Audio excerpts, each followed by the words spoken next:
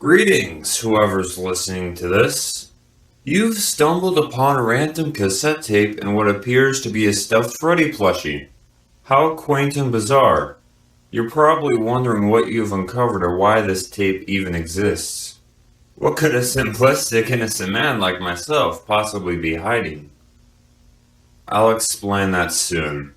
But first, I should introduce myself. My name is William Afton. You may know me as the ingenious co-founder of Fredbear's Family Diner, the man who tragically lost his family in 1983, or for more heinous reasons I'll clarify shortly. The current date of this recording is January 3rd, 1993. As of right now, I'm currently wanted for several killing sprees, most notoriously the abductions at Freddy Fazbear's Pizza. Dubbed the Faz Killer, I've directly murdered 18 children. Now surely, you must be thinking to yourself, what kind of sadistic monster would commit such atrocities? That person would be me. Before you turn this into authorities, however, I have some critical information pertaining to some past events to explain. Let me elaborate my descent into madness and the catalyst behind my actions. Here's my fateful life story. I was born on January 30th, 1946, in Las Vegas, Nevada. My father, Robert Afton, was a World War II veteran who fought in the Pacific Theater. My mother, Margaret Afton, was an alleged casino waitress. My early childhood growing up was miserable, to say the least. My father was a belligerent drunkard who often beat me and my mother. Hatred and drinking seemed to be his raison d'etre. Even when he was sober, he was still a heartless, cruel bastard. I never really understood his nature, but I despised him regardless. I hated that goddamn motherfucker so much. Being intellectually gifted from a young age, I was a very curious and clever child. At the age of 6, I was already disassembling appliances around the house. I enjoyed tearing things apart and learning their mechanics. While most kids played outside, I tinkered in my room making complex gadgets. I crafted machines, most passionately robots using whatever I could find. My innate aptitude for creating advanced machines and devices was boundless. Although it was a harmless interest, there was always a morbid part of my curiosity. One day, while constructing a robot, my family dog stole its head. Annoyed, I gave chase and cornered it in the garage. There, I attempted to free the piece from its jaws to no avail. It stubbornly refused, infuriating me. Then, in the heat of passion, I accidentally snapped its neck whilst trying to wrestle the piece from its jaws. It collapsed to the floor, frantically convulsing and frothing at the mouth. Panicking, I imprudently left the mutt to die, ignoring its helpless whimpering. I grabbed the slobbery component and returned to my room. Only I truly know what happened that day. Something intriguing happened later that night. After restoring the head of the robot, it began twisting violently like it was possessed. The robot moved by itself without any command whatsoever. Even after taking it apart, I couldn't explain the mysterious phenomenon. It seemed paranormal, but I never tied it to the dog. It was my earliest exposure to Remnant. Little did I know, I would rediscover it decades later. While I performed excellently in school and kept good grades, I was often told I lacked empathy. I was unquestionably capable of empathy, don't get me wrong. I just regarded it as a nuisance. I was an unsociable and introverted individual, hence why I had little to no friends.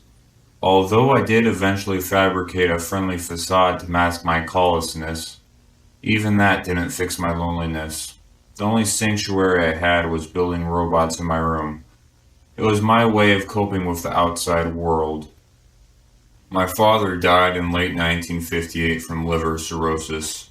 I suppose that's what he gets for drinking himself to the grave. I never shed a single tear for that despicable wretch.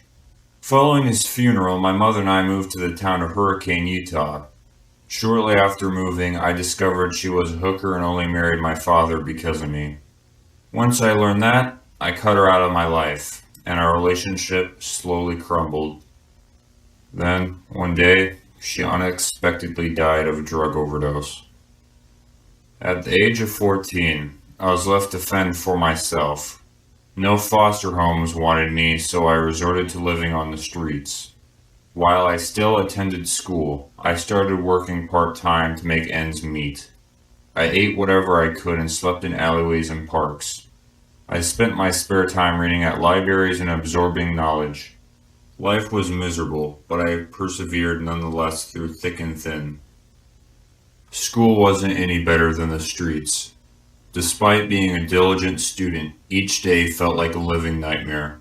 Every single day, I was bullied for being the eccentric, quiet, homeless kid. Over time, I started to grow a hatred and distrust towards people. I began fantasizing about what horrible things I could do to people. At long last, I finally graduated high school in 1964 with a GPA of 3.8 with various honors.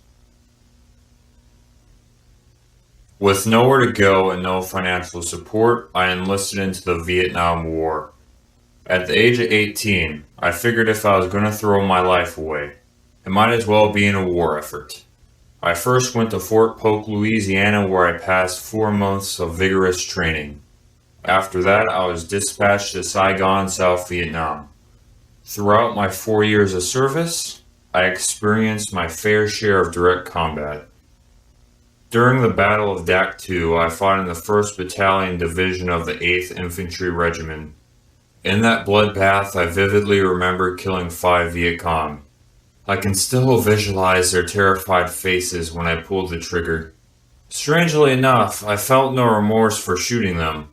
As a matter of fact, I got an exhilarating thrill from blowing them apart with a 5.56mm M16. It gave me complete euphoria. The Viet Cong were like savages. They hid in the jungle and used relentless guerrilla warfare.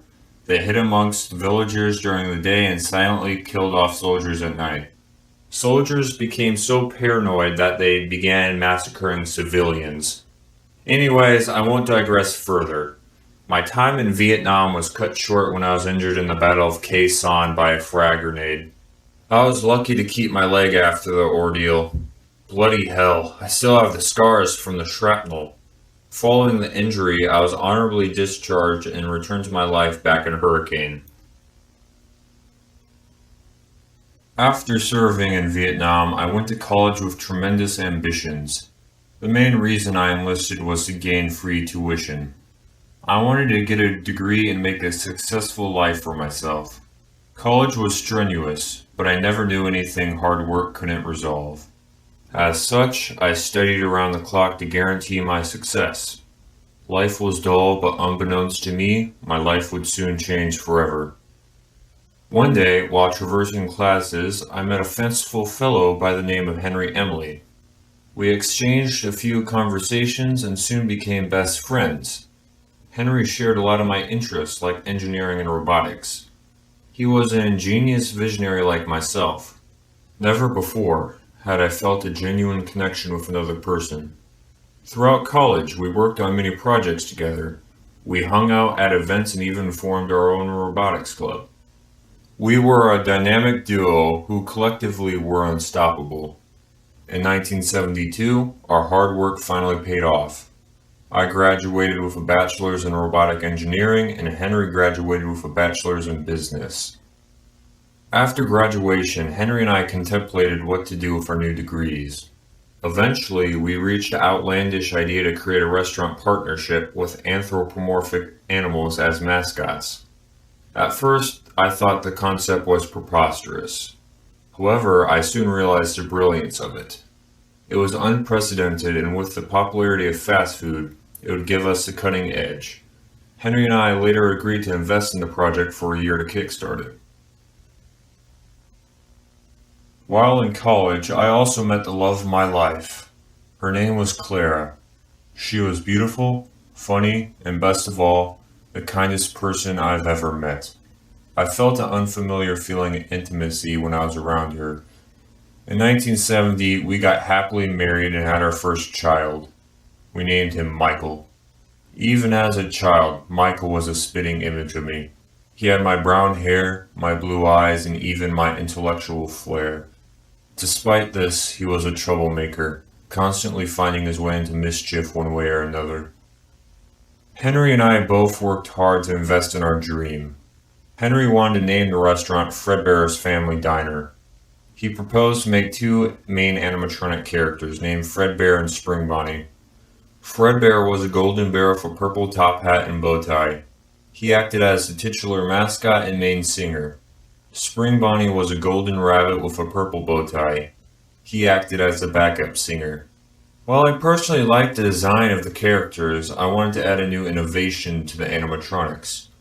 What if they doubled as solid animatronics and hollow mascot costumes? It was then that I devised a novel contraption known as a spring-lock suit. These suits were capable of switching between animatronic mode and costume mode. How did these suits work exactly? It was simple, really. To switch the suit to costume mode, apply a hand crank to the back of the suit to compress the spring locks inside, in turn locking the endoskeleton and robotic parts to the sides of the suit, allowing you to climb inside and wear it as a costume. To re-enter animatronic mode, simply take off the suit and uncoil the springs to snap the components back into place. Henry and I opened Fredbear's Family Diner in 1973. It was a sensational success, and within a year, we earned more money from the business than we invested. The new animatronics and hosted birthday parties were a hit. Henry performed as Fredbear, and I performed as Spring Bonnie. Whenever we weren't performing, we left the suits in animatronic mode on stage. After a year of business, we attained enough revenue to buy an arcade, a prize counter, merchandise, and even a marionette attraction. In 1975, Claire and I had a second child. We named her Elizabeth. From a young age, Elizabeth resembled Claire with reddish hair and green eyes. She always was a talkative and inquisitive child, questioning everything. She could be an annoying diva at times. In 1977, Claire and I had our third child. We named him Even. Like Michael, Even shared my brown hair and blue eyes. In contrast, however, he was a shy introvert and disliked attention. For the first time in my life, I was genuinely happy. My former life of misery was behind me. With my ambition, I endured through all the hardship and strife. I had made a successful career, a happy family, and all the money I could ever want. All was well in the Afton family, if only everything lasted. When I created the spring lock technology, I overlooked a few defects in its design. One aforesaid defect were spring lock failures. These malfunctions occurred when a spring lock suit would snap back into animatronic mode while the wearer was inside. Now this would be harmless if the suits weren't lined with tightly compressed springs and jagged pieces of metal.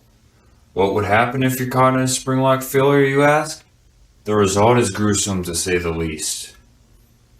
First, the springs will snap right into you, puncturing every inch of your body. Second, all the sharp steel animatronic parts folded to the sides of the suit will instantly drive into you. Metal rods will impale your chest and internal organs as you slowly get crushed alive. You'll collapse to the floor while the suit soaks in your blood. You'll thrash around in your own pool of blood until you die of hemorrhagic shock. You'll want to scream, but your vocal cords will be severed. Your lungs will fill up with your own blood till you drown in it. I know this outcome because 2 employees died to springlock failures in the summer of 1978. It was a searing hot day and business was bustling due to multiple parties. Henry and I were busy that day, so we assigned the job of wearing the suits to 2 of our employees. That day ran like any other until around closing time, when we heard horrific screams from the dining room. There we found the workers collapsed, bleeding on the floor. We managed to free them from the suits, but they sadly died from heavy blood loss before paramedics could save them. Granted, the disaster was partially my fault. I failed to brief them of potential risks, specifically the danger of moisture loosening the spring locks. Sweat presumably caused the spring locks to unfasten and the suits to go off. Following the ordeal, Henry and I redesigned the spring lock technology to be safer. The first models were scrapped and more stable models were created.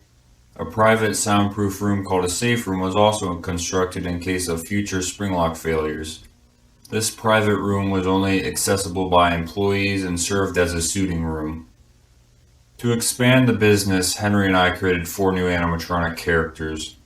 These animatronics were built with regular endoskeletons, and while they didn't have spring lock technology, they had more advanced servos. These improved servos enabled more fluid movements as well as free roaming to an extent. This made the robots more lifelike and allowed them to interact with patrons offstage. The first of the new group was Freddy Fazbear. He was a brown bear with a black top hat and bow tie. He acted as the singer. Second was Bonnie the Rabbit. He was a purple rabbit with a red bow tie. He acted as the guitarist. Third was Chica the Chicken. She was a yellow chicken with a bib and cupcake. She acted as the food advertiser. Last but not least was Foxy the Pirate. He was a red fox with hook and eye patch. He acted on his own stage in an attraction called Pirate's Cove. Something peculiar captivated me while I was inspecting the old Fredbear and Spring Bonnie. The suits randomly moved, and their eyes followed me as if they were conscious. They produced eerie noises like groans and whispers. I swore I even sighted shadowy spirits resembling the suits haunting the establishment. Of course, I never believed in the supernatural. Being an atheist, I thought it was pure superstition. That changed after I examined the scrap components. The parts were undeniably being influenced by an external, unknown force. They were operating on their own will. It was inexplicable but intrigued me nonetheless. It consequently piqued a memory from childhood. What if the workers possessing the suits and the dog possessing that toy robot were tied by the same phenomenon? A revelation hit me that day. I discovered the incorporeal soul matter known as remnant. I proved the existence of an afterlife. Remnant was a scientific breakthrough that could abolish death. It was the key to immortality. What determines whether a soul moves on or becomes a ghost? Which vessels do spirits possess?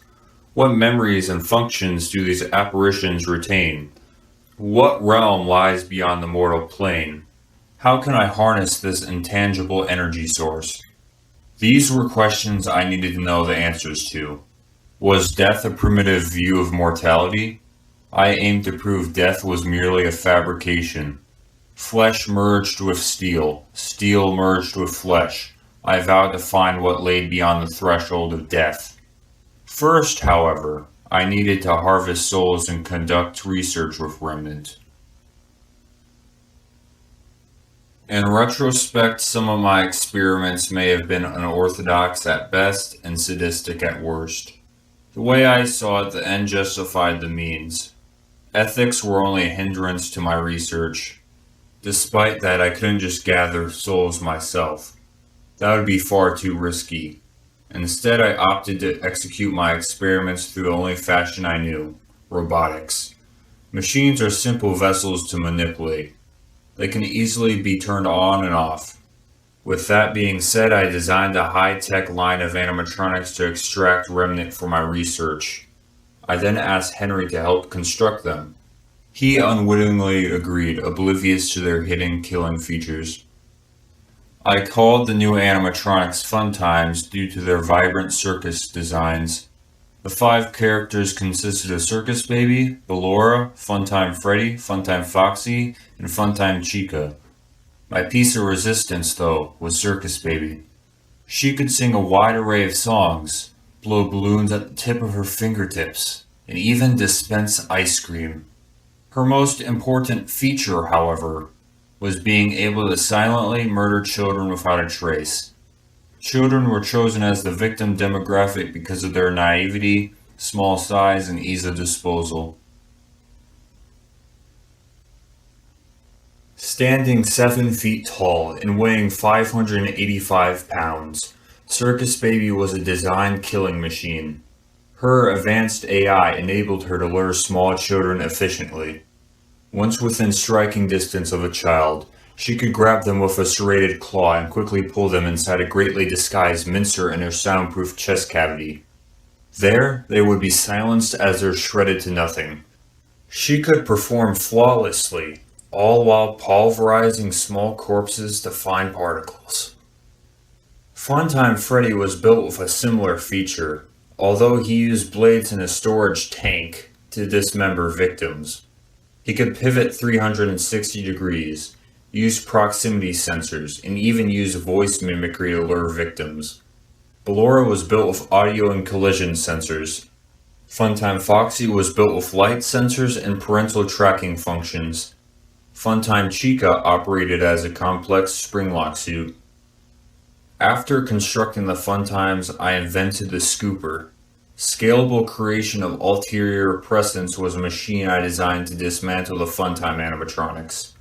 This served important whenever the robots became unresponsive to electromagnetic shocks. These shocks neutralized the hostile spirits inside them. Besides dismantling, the Scooper had a secondary purpose of injecting Remnant. This capability was essential for my Remnant studies. It allowed me to inject life into the inanimate.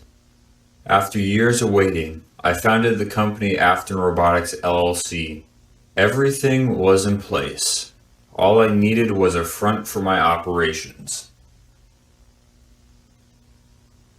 In 1983, I launched Circus Baby's Pizza World. Before the grand opening, I held numerous private birthday parties to test the Funtimes programming. Needless to say, they executed their job superbly.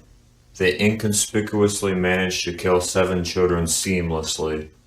The parents attempted to sue me for the disappearances, but failed due to lack of evidence. Each time I was tried in court, I was found innocent and received corporate compensation.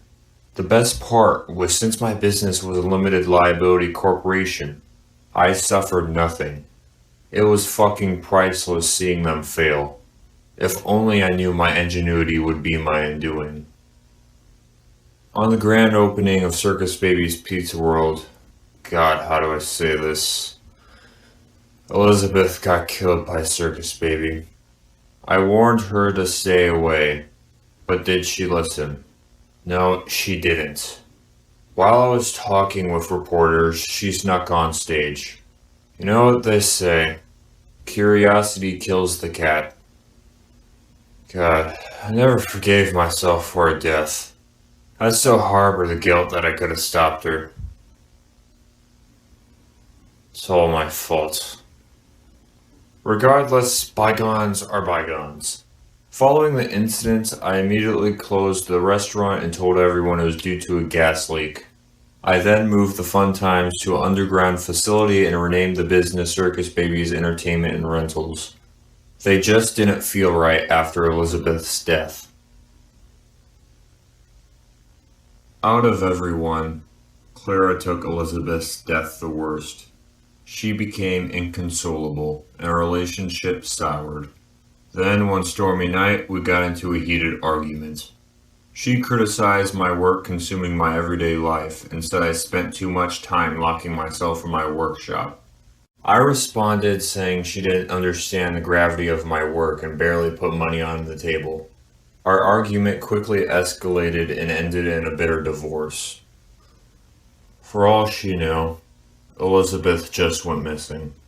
I never could tell her the truth. All of a sudden, I was left a broken single father. If you ever hear this, Clara, I'm sorry. Hopefully you're happier now. After the divorce, I fell into a downward spiral of alcoholism and depression. I became severely paranoid and restless. I didn't want Michael and Evan to suffer the same fate as Elizabeth. I didn't want them intertwined in my work. The solution I crafted to fix this problem was simple. I installed multiple cameras in the house to continuously monitor them. If that wasn't enough, I gave Even a Fredbear plush with a microphone and tracking device to invariably know his location. I thought Even would be safe. I thought I could protect him. I thought I could fix everything. I was gravely wrong. I overlooked one contingency. Michael. Michael was shaken up by the divorce as much as I was. He blamed me for everything, and envied the attention Even got. He projected his anger onto Even, tormenting him. He constantly locked him in rooms and terrorized him with his foxy mask. Most of his pranks were innocent, but one day he went too damn far. On Even's 6th birthday, I brought him to Fredbear's family diner against my better judgment. Even hated Fredbear's, but I brought him there since I worked. While I was working in the office alongside Henry, Michael and his friends got the bright idea to shove Even's head inside Fredbear's jaws to give him a kiss. They grabbed him, carried him to the stage, and thrusted his head in what essentially was a hydraulic press. Then it happened, right as I walked in. Fredbear's jaws closed, and ensuing a solid crunch, Even suddenly stopped screaming and struggling. To everyone's horror, his body went limp, and blood trickled down onto the floor. Even was quickly rushed to the emergency room where he was put on life support. The blunt trauma caved in his skull and knocked him into a coma.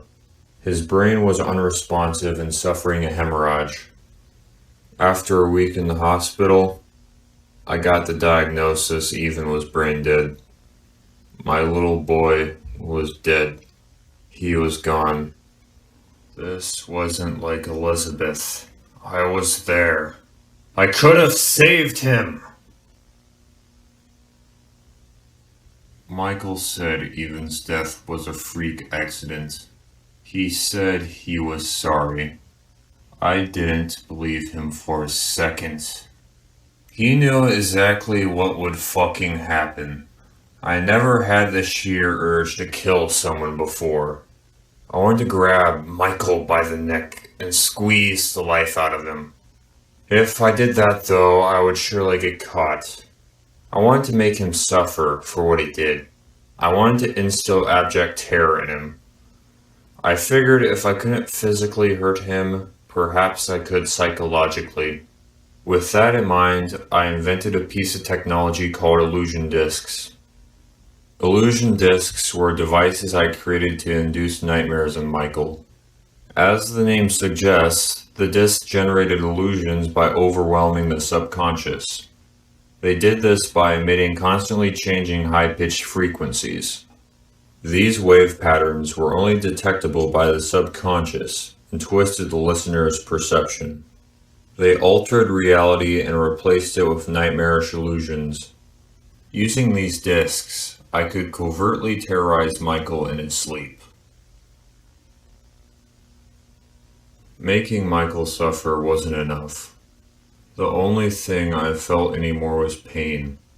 I began binge drinking and cutting. Within a couple months, I lost a third of my body weight and my complexion turned pale. I couldn't sleep at night because my mind was a cloudy mess. I couldn't focus at work or think straight. This depression, guilt, and anger wasn't like before. It consumed me like a black hole. No amount of alcohol could fill the void. Eventually, I decided I didn't want to live anymore. Wanting the escape of death, I attempted suicide in Spring Bonnie at Fredbear's.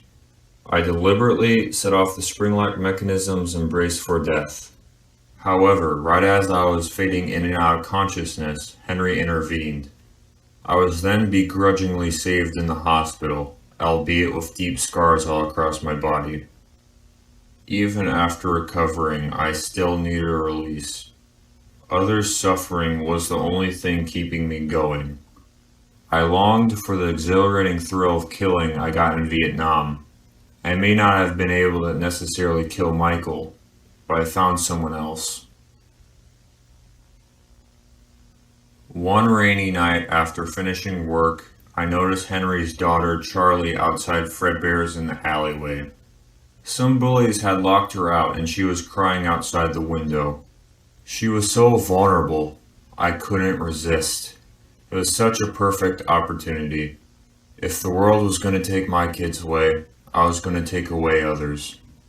I pulled up in my car and approached her. Then, without a moment's hesitation, I brutally strangled her to death. After she stopped struggling, I tossed her small body next to some trash cans and shamelessly drove off into the night. Charlie's murder was carried out perfectly. Since I wore gloves, no fingerprints were ever found on the body. Without evidence, the murder case went cold. Henry was so devastated and in denial, he was blind to see that his daughter's murderer was his best friend and business partner. The funny thing is, I even attended her funeral. If he let me die, his daughter would have lived. It was so relieving seeing Henry experience the same grieving pain I felt. Isn't sympathy sharing emotions? Fredbear's family diner ran out of business in 1984. The constant tragedies just tarnished Fredbear's reputation as a family-friendly restaurant. That being said, Henry and I founded a brand new company named Freddy Fazbear Pizza. This establishment was built and reorganized from the ground up. The wall posters were replaced, the animatronics were updated, and the merchandise was restocked. The larger location included a large dining room, 4 party rooms, a bigger prize counter, and an expansive arcade. Fredbear and Spring Bonnie were downgraded to spare costumes and moved to the safe room. In their place, Freddy, Bonnie, Chica, and Foxy became the new leading characters. Unlike the Springlock animatronics, they still attracted customers. Immediately after launch, Freddy's was a profound success. Business flourished and revenue replicated like printed money. After all the endless strife, everything was the way it used to be. In spite of that, I felt something was missing. I wanted more of the thrill I got from killing Charlie. Her immense suffering gave me such a riveting satisfaction. I yearned for more infliction, so I went on a killing spree. On June 26, 1985, I methodically murdered 5 children during a birthday party at Freddy Fazbear Pizza. I did it quick enough to be efficient, but slow enough to get the sweet satisfaction. I executed it flawlessly without leaving a lick of evidence. My first victim was a crying little girl I found playing an arcade game. I couldn't approach her as an employee, of course, so I donned my Spring Bonnie costume to gain her trust. She told me her dog went missing, and exploiting this, I lied it was alive in the safe room. She naively followed me, and instead of a dog, she got a knife. Before she could scream, I clasped my hands over her mouth and slit her throat. She stumbled to the floor gurgling as blood squirted from her neck. My next victims were 2 boys near the prize corner. They were bickering over how expensive the merchandise was, so I told them I had free Faz tokens in the safe room. I then lured them away and proceeded to grotesquely murder them. I flayed the face off one of the boys and gouged the eyes out of the other. My 4th victim was an arrogant bully near Pirate's Cove. He was harassing some other kids, so I pulled him aside into the safe room. I then stabbed him repeatedly and twisted my knife through his abdomen. I relished every single second of tearing his guts apart. I made sure to make his death as excruciating as possible. My last victim was the birthday girl. I told her I had a birthday cake for her, and once she followed me into the safe room, I slowly strangled her to death. She was so polite that I kind of felt bad murdering her. Surprisingly, I still remember her face. So innocent and unsuspecting. Such a shame. After the deed was done, I contemplated where to hide the bodies. I could hide them in garbage bags, but that would be way too sloppy. I wasn't going to risk leaving anything behind. Luckily for me, the animatronics happened to be backstage for routine maintenance. I took this as a chance to hide them. I carefully cut up the small corpses and stuffed them inside the shells of the animatronics. I then meticulously cleaned the blood off everything and left. An investigation for the missing children was launched the next morning. I was apprehended as a primary suspect, but got released a week later due to lack of evidence. The law persecutes the guilty, but it also protects the innocent. There were no witnesses, no trace of the bodies, and no leads. Empty coffins were lowered into the ground as parents mourned. While no one suspected where the bodies were, the robots began to reek of decomposing flesh and fluids excreted from orifices in the suit. Rumors began circulating that the animatronics were reanimated carcasses. The disappearances became known as the Missing Children's Incident. Freddy's became infamous and closed shortly thereafter. Henry was so distraught he left the company never to be seen again. I believe his credulous trust died in me that day. He finally realized the monster his ignorance inadvertently helped create. Afterwards, I also left the company for personal reasons. Fazbear Entertainment's ownership was transferred to another entrepreneur who planned to rebrand the company. Ever since I slaughtered the children, I suspected their vengeful souls possessed the animatronics at Freddy's. I overheard rumors of them walking around at night and acting aggressive towards staff. I didn't intend for this to happen, but it advanced my remnant research nonetheless. The specimens I had in Circus Baby's entertainment and rentals were no longer showing a rate of change. However, these spirits were promising in the potential data they could provide of how souls behave. In 1987, Freddy Fazbear's Pizza reopened with brand new animatronics. These friendlier plastic models replaced the haunted predecessors. These animatronics were built with facial recognition and were tied to criminal databases. The company rebranded itself to discredit the tragedies that shut down the location 2 years prior. All previous employees were even barred from entering the establishment. They hoped amping up the security would prevent more murders. It didn't. I needed a wider test population for my Remnant Experiments, so I snuck in and went on another killing spree. I didn't have access to my suit, so I improvised. Using a guard uniform, I lured another 5 children to the grisly demise. I then disposed of them like I did before. However, I may have accidentally left a piece of evidence behind that got traced back to me. Before the police could issue a warrant for my arrest, I swiftly left town and went into hiding under the alias Dave Miller. By the time I vanished from Hurricane, Michael had already moved out. I still hated him, but using his guilt, I convinced him to cover up my Remnant Experiments and Circus Baby's entertainment and rentals. I told him the truth about Elizabeth's death and that the fun times needed to be dismantled. I then purposely sent him down there to his demise. With him out of the picture, my last blood tie was severed. And here we are, after all this. Hopefully this information can bring closure to everyone. While I feel no remorse for what I did, I can't take these dark secrets to the grave. I can't allow someone else to take credit for my beautiful handiwork. Do as you will with this tape. Turn it into authorities. Trash it. Burn it. Knowing what I did doesn't change anything. You can't undo what I've done, and you certainly can't bring me to justice. By the time you find this tape, I'll be long gone if not dead. I have nothing to live for anymore. I've been living in the shadows for the past 5 years, constantly looking over my shoulder. My family is gone. My livelihood is gone. My mind is gone.